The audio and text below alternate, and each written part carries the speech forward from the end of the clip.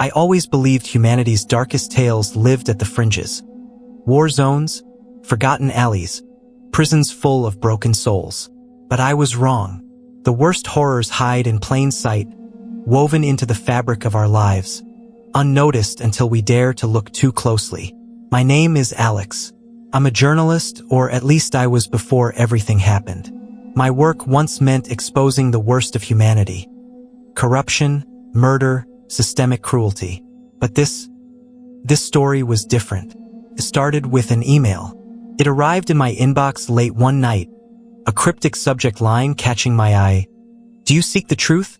The message was short, almost mocking in its simplicity. You think you know humanity's darkness, but you've barely scratched the surface. If you want to see what lies beneath, come to the address below. Midnight. Don't bring anyone. Beneath the text was an address in a part of the city I usually avoided. Abandoned warehouses, decaying storefronts, and shadows that seemed to swallow sound. My first instinct was to delete it. Anonymous tips were nothing new to me, and more often than not, they led to dead ends or amateur hoaxes. But something about this one felt different. It was as though the words weren't just written for me. They knew me. I stared at the email for hours, torn between curiosity and caution. I should have ignored it, but that pull, that insidious whisper in the back of my mind, wouldn't let me. What was the harm in going? I could leave if it turned out to be a prank. At least that's what I told myself. Midnight found me standing outside a derelict building, its windows shattered and walls scarred with graffiti. The air smelled of rot and rust, and every sound, my footsteps, the distant howl of wind, seemed unnaturally loud. I hesitated at the door, wondering again why I had come. But then I saw it. A faint light flickering from within, almost like a beacon. Against my better judgment, I pushed the door open and stepped inside. The interior was worse than I'd expected. The floor was littered with debris, and the walls seemed to sweat with some dark, oily substance. The only illumination came from a single hanging bulb, swaying slightly as though disturbed by an unseen hand. And then I saw them. A group of figures stood in a loose circle at the center of the room, their faces obscured by ornate masks. Each mask was different. Some grotesque, others elegant, all unsettling. Their eyes, shadowed but watching, seemed to pierce through me. "Alex," one of them said, their voice smooth and cold. "You came." I froze. I hadn't told anyone I was coming. Hell, I hadn't told anyone about the email. "Who are you?" I demanded, my voice steadier than I felt. The figure tilted their head, the movement almost bird-like. "We are the Echoes," they said, "and you are here because you seek truth, or perhaps because you cannot resist the darkness within yourself." The room seemed to grow colder, the walls pressing in. I wanted to leave, to turn and run, but their words held me in place, as though they'd uncovered something buried deep within me. "You claim to reveal the dark sides of others," another voice said, this one female, sharp as broken glass. "But are you ready to confront your own?" Before I could respond, they parted, revealing a staircase descending into darkness. "Come," the first figure said. "The truth awaits." As I followed them into the depths of the building, the air grew heavier, thick with an almost tangible sense of malice. The stairs creaked beneath our weight, and the faint light from above disappeared entirely. When we finally reached the bottom, I found myself in a vast, cavernous space, lit by hundreds of candles. The flames danced in the stale air, casting flickering shadows on the walls. At the center of the room was a stone altar, stained with something I didn't want to identify. "This is where we begin," the first figure said. "Begin what?" I asked, though I wasn't sure I wanted the answer. A low chuckle rippled through the group. "Your initiation," they said. They explained little, their words cryptic and laced with menace. I was to prove myself worthy of their secrets, though what that meant, they didn't say. All I knew was that leaving wasn't an option anymore. And then the first trial began. They brought in another person, a man blindfolded and trembling. He looked at me as though I was his savior, though he had no idea who I was or why I was there. "Expose him," one of the masked figures commanded. "What do you mean?" I asked, my voice barely above a whisper. "Reveal his sin," they said. "His shame, his truth." I didn't know how they expected me to do that until I saw the folder. It sat on the altar, thick with papers and photographs. When I opened it, my stomach turned. Inside were the man's deepest secrets. Affairs, debts, betrayals. Things no one else should have known. I felt dirty just looking at them. "You want me to destroy him?" I said, horrified. "Only the truth can destroy," they replied. "And only the worthy can wield it." I wanted to refuse. I wanted to walk away. But something in their eyes, in the way they watched me, told me the consequences of defiance would be worse. So I began to speak. The man's sobs filled the room as I unraveled his life, detail by excruciating detail.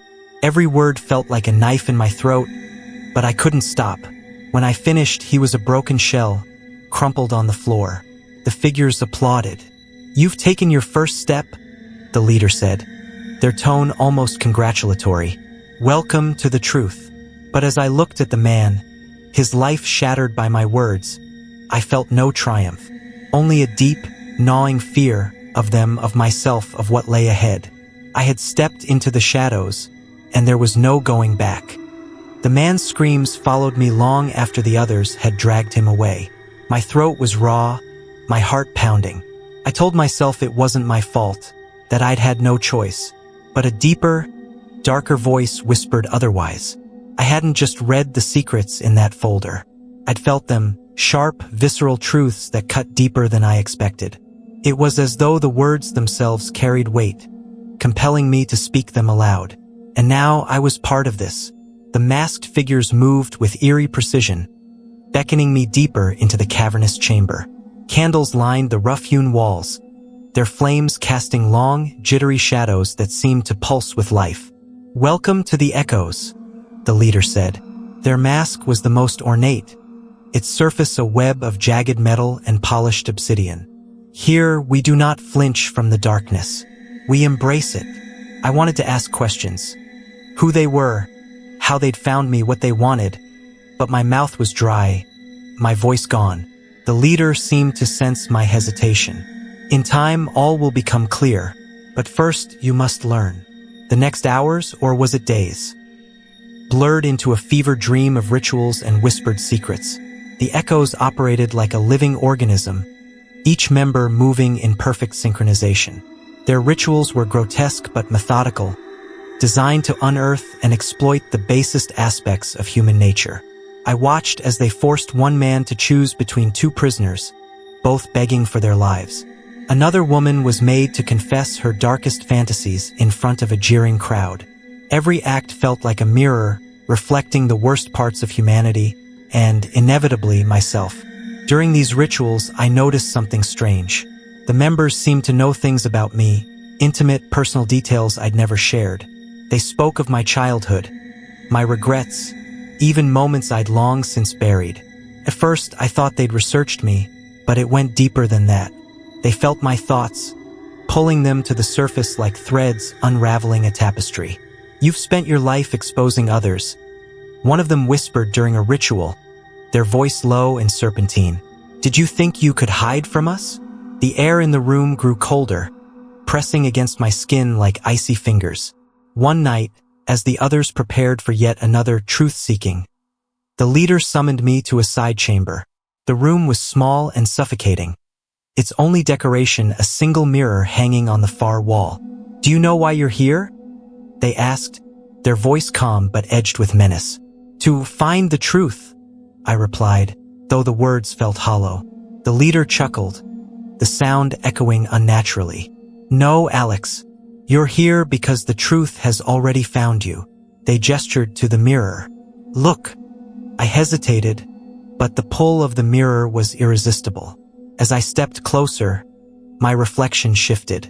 At first, it was just me, tired, disheveled, and scared.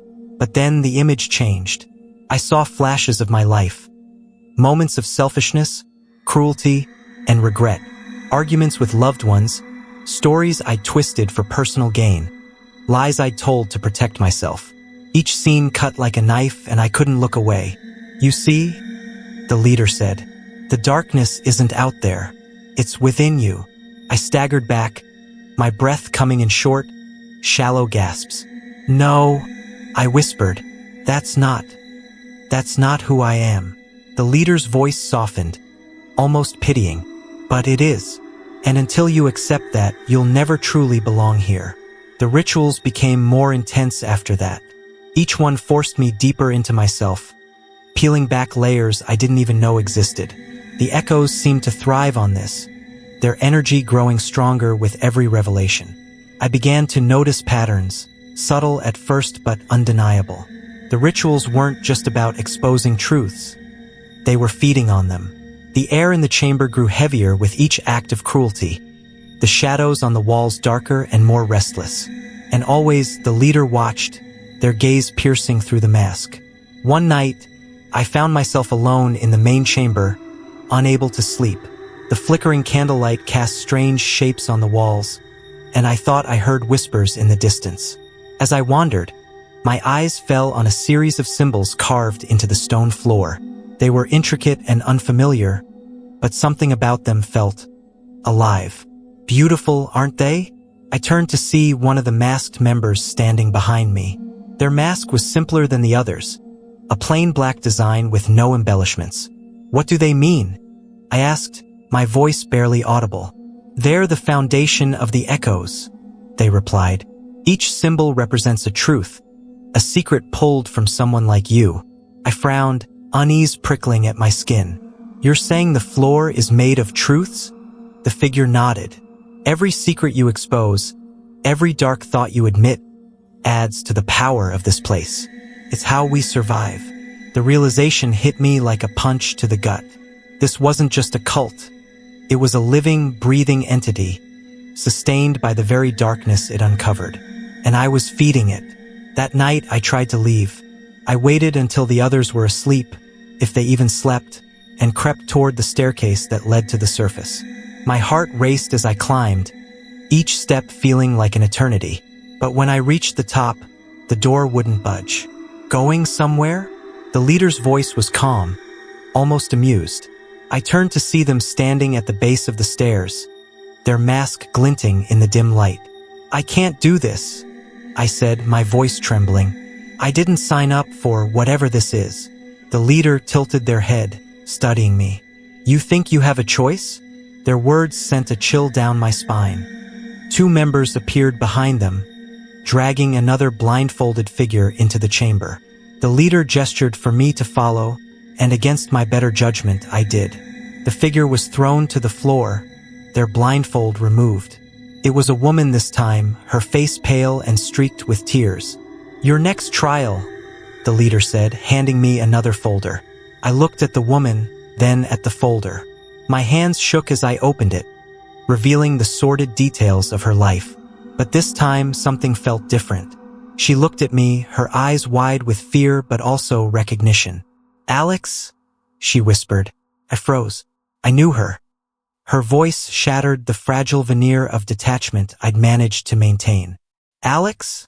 she said again, her voice trembling but unmistakable. I stared at her, my pulse pounding in my ears. I hadn't seen her in years, but there was no mistaking it. Her name was Sarah. We had dated briefly during college, a whirlwind romance that ended when I chose my career over her. "What is she doing here?" I demanded, turning to the leader. They didn't respond immediately. Instead, they took a slow step toward me, their mask gleaming in the flickering candlelight. "That's the wrong question, Alex," they said softly. "The question is, what will you do now?" The folder felt heavy in my hands, its contents threatening to pull me under. I wanted to throw it down, to walk away, but the weight of the cult's eyes pinned me in place. Sarah's eyes were wide with terror. "Please," she whispered, her voice cracking. "I don't know what's happening. Just help me." The leader's voice cut through the tension. "You know the rules. Expose her truth, Alex, or face the consequences." "What consequences?" I snapped, my voice rising. The leader tilted their head. You've seen enough to know that question doesn't need an answer. I opened the folder reluctantly, my stomach churning. The contents were familiar. Photographs, documents, fragments of a life pieced together with cruel precision. But this time, it wasn't a stranger's life. It was mine. I flipped through pages detailing my past mistakes, stories I'd sensationalized, people I'd hurt in pursuit of my career, secrets I'd thought long buried. And at the center of it all was Sarah. Our breakup wasn't as simple as I'd let myself believe. The folder detailed moments I'd tried to forget, arguments I'd started, promises I'd broken, the night she'd begged me to stay, and I'd walked away. Why are you showing me this? I asked, my voice barely a whisper. The leader's response was chilling. Because her truth is tied to yours. If you want to survive, you must confront it. I looked at Sarah, her face pale and streaked with tears. She didn't speak, but her eyes pleaded with me. This isn't fair, I said, turning back to the cult. She has nothing to do with this. The leader's laugh was cold and sharp. Everyone has something to do with this. The question is, what will you do to protect yourself? Their words echoed in my mind as I stood frozen, torn between guilt and self-preservation. I thought of the other trials the broken people left in their wake. If I refused, I'd likely take Sarah's place. But if I exposed her, I'd destroy her. Time stretched unbearably as I weighed my options. The cult members stood silently, their masks betraying no emotion. Finally, I spoke. I can't do this, I said, my voice trembling. Not to her. The leader's mask tilted slightly. Interesting, they said. They gestured to the other members, who stepped forward and grabbed Sarah. She screamed, struggling against their grip as they dragged her toward the altar. No! I shouted, lunging forward, but two more members intercepted me, their hands like iron clamps on my arms. You made your choice, the leader said, and now she will pay the price. I fought against the hands holding me, screaming Sarah's name as they forced her onto the altar. The air seemed to thicken, heavy with an almost tangible malice. The candles flickered violently, their flames casting grotesque shadows on the walls. The leader raised a hand, and the other members began to chant. Their voices were low and guttural, forming words I didn't understand but felt deep in my bones. Stop! I screamed, my voice breaking. Please stop. The leader turned to me, their mask concealing any hint of humanity. This is what happens when you hesitate, Alex. The truth demands sacrifice. The chanting grew louder, the air vibrating with an unnatural energy. Sarah's screams pierced through the noise, raw and desperate. I pulled against my captors with everything I had, but they didn't budge. And then, as suddenly as it had started, the chanting stopped. The silence was deafening, broken only by Sarah's ragged sobs. The leader stepped back from the altar, their gaze shifting to me. Let this be a lesson, they said. Hesitation breeds suffering. They motioned for the others to release her. Sarah collapsed to the ground, trembling but alive. You're letting her go? I asked, stunned. The leader chuckled. For now, but her truth will find her again. It always does. They turned to me, their tone hardening. And you, Alex, you will not escape so easily. Before I could respond, the cult members closed in, dragging me away from Sarah. I shouted her name, but she didn't move. Her eyes were empty, hollow, as though part of her had already been taken. The members led me to a smaller chamber, its walls lined with more of the strange, living symbols. A single chair sat in the center of the room, its surface stained and worn. Sit, one of them commanded. I hesitated, but a sharp shove forced me into the chair. The leader stepped forward, their mask inches from my face. You think you've been tested, Alex? They said, their voice dripping with disdain. You haven't even begun. The next trial was unlike anything I'd experienced. It wasn't about exposing someone else's secrets. It was about confronting my own. They placed a mirror in front of me, much like the one I'd seen before, but this time, I wasn't alone. The room filled with whispers, disjointed and overlapping. They spoke my name, my failures, my fears. The words wrapped around me like chains, dragging me deeper into myself. And then the mirror changed. I saw myself, but not as I was. My reflection was twisted, monstrous, its eyes burning with a malevolent light. It smiled at me, a cruel, mocking grin that sent shivers down my spine. "Do you see it now?" the leader asked, their voice distant and echoing. "The darkness you've tried to hide? It's always been there, Alex, waiting." The reflection began to move, its actions independent of mine. It leaned closer, its grin widening until it split its face. "Do you know why you're here?" it asked, its voice a distorted version of my own. I couldn't answer. The trial ended abruptly, leaving me shaken and disoriented. The cult members released me, their expressions unreadable behind their masks. "You've taken another step," the leader said, "but the path ahead is long, and darker than you can imagine." They left me alone in the chamber, my thoughts spiraling. I couldn't stop thinking about Sarah, about the things I'd seen and done. The cult wasn't just exposing the darkness in others. It was pulling it from me, feeding on it, and I was starting to wonder if I'd ever escape. I don't know how long I sat in that chamber after the trial ended. The air was thick and stifling, but I couldn't bring myself to move. Every sound, the distant hum of whispers, the faint drip of water from somewhere unseen, felt like a reminder that this place was alive, pulsing with malevolence. I thought of Sarah, her hollow eyes, the way she had whispered my name, a mix of desperation and betrayal. The guilt clawed at me, but it was a hollow guilt, dulled by exhaustion and fear. The echoes had broken something in me, and I wasn't sure if it could be fixed. Days, or maybe hours, passed in a blur of rituals and darkness. The trials grew harder, more intimate. The others, the ones who had come before me, watched from the shadows, their masked faces unreadable. They seemed to enjoy my suffering, but there was something else, too. A flicker of recognition, as though they had once stood where I did, teetering on the edge of something unthinkable. I wasn't just part of the echoes anymore. I was becoming one of them. One night, the leader summoned me to the main chamber. The air was colder than usual, and the shadows seemed deeper, more restless. "You've progressed well," they said, their tone almost mocking. "But there is still so much you don't understand." I clenched my fists, struggling to keep my voice steady. "I understand enough. You feed on darkness, on suffering, and you're turning me into one of you." The leader tilted their head, as though amused. "You say that as though you weren't already one of us, Alex. Do you think we chose you at random?" Their words struck me like a blow.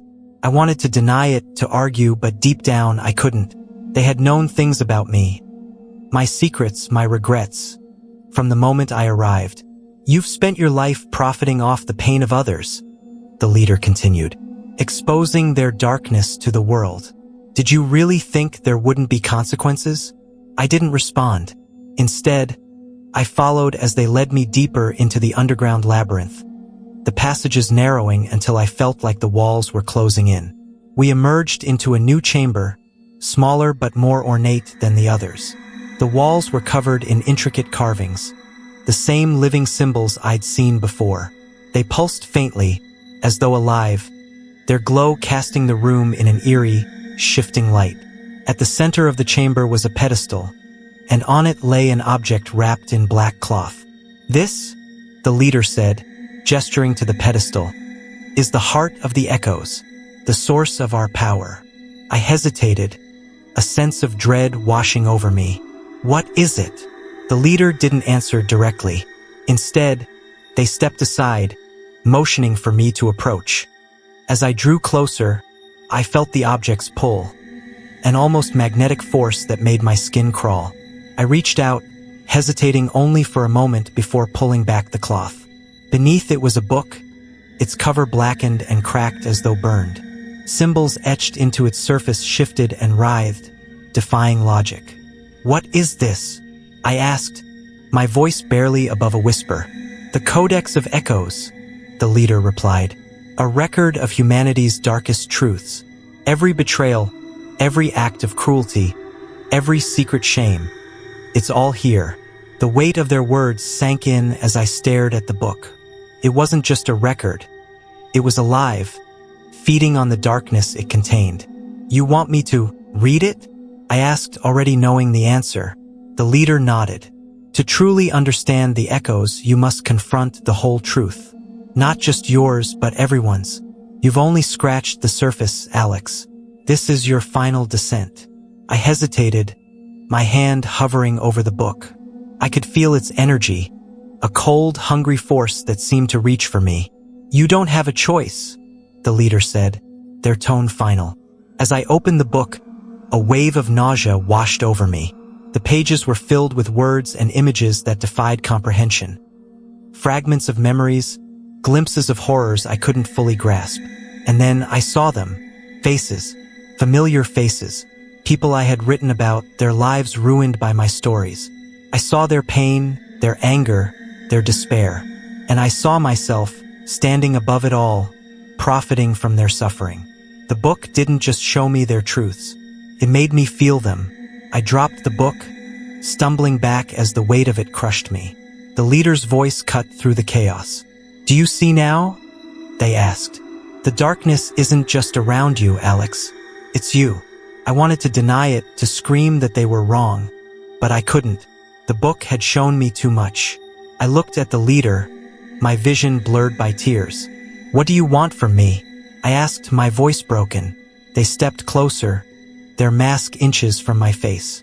We want you to embrace it, to become one of us fully. Only then will you truly understand. For the first time, I saw the echoes for what they truly were, not just a cult, but a reflection of humanity itself. They weren't creating darkness. They were revealing it, feeding on it, and perpetuating it. And I was part of it now. The leader extended a hand, their voice soft but commanding. The choice is yours, Alex. Fight it and be consumed, or embrace it and become something more. I stared at their hand, my mind racing. Every instinct screamed at me to run, to fight, but deep down, I knew the truth. There was no escape. The leader's hand hovered in the dim light, their voice echoing in my ears.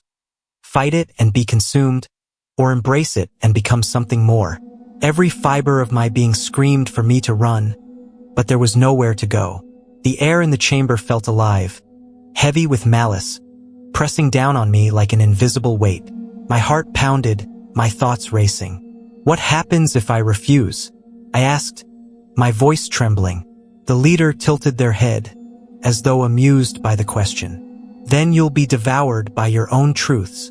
You've seen what happens to those who deny the darkness within them. Images of the trials flashed through my mind. Broken people, empty eyes, the agonizing screams of those who couldn't endure. I knew they weren't bluffing, but could I really do this? Could I become one of them? I glanced at the Codex of Echoes, its symbols still writhing on the cracked cover. I could feel it watching me, pulling at me. The truths it had shown me weren't just memories. They were a part of me now, burrowing deeper with every passing moment. You're asking me to give up everything I am, I said, my voice shaking. To become something monstrous. The leader chuckled softly. Monstrous? No, Alex. We're offering you freedom. Freedom from the lies you tell yourself, from the illusions of morality and righteousness. Embrace the truth, and you'll see the world as it really is. Their words slithered into my mind, seductive and horrifying in equal measure. I thought of Sarah. Her face, pale and tear-streaked, haunted me. I come here chasing a story, but now I was the story.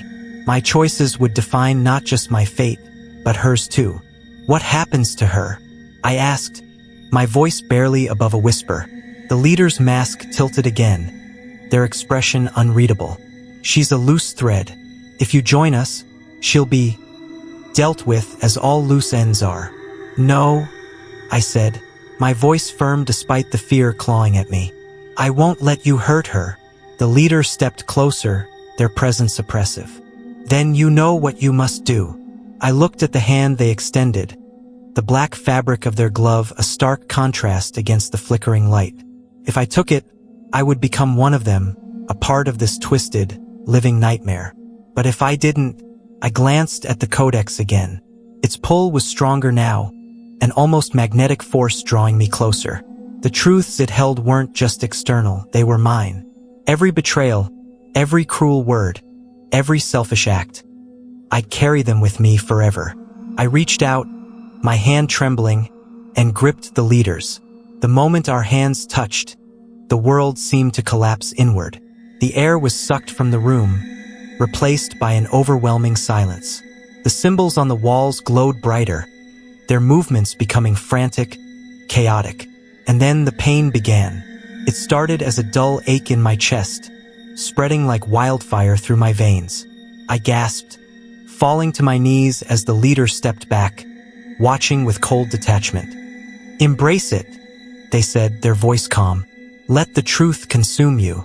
The pain intensified, a searing heat that felt as though it was burning me from the inside out. My mind fractured under the weight of memories. Not just mine, but countless others. Faces flashed before my eyes. Victims, perpetrators, moments of raw, unfiltered cruelty. I screamed, the sound echoing through the chamber. The shadows on the walls seemed to come alive, writhing and twisting as though feeding on my agony.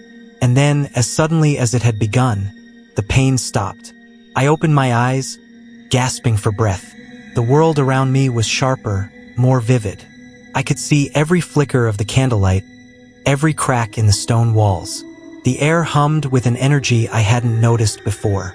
"You've taken your first step," the leader said, their tone almost congratulatory. I stood slowly, my body trembling but unbroken.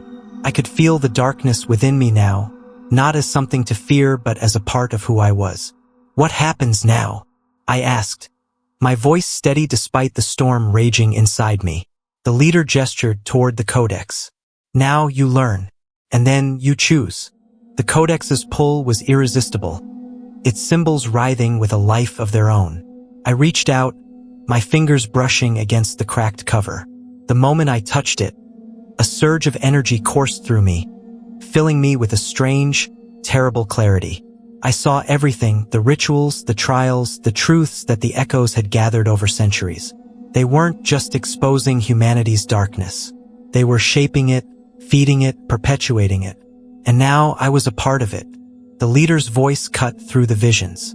"You hold the power now, Alex. The power to shape the truth, to wield it as a weapon or a shield. But with power comes responsibility.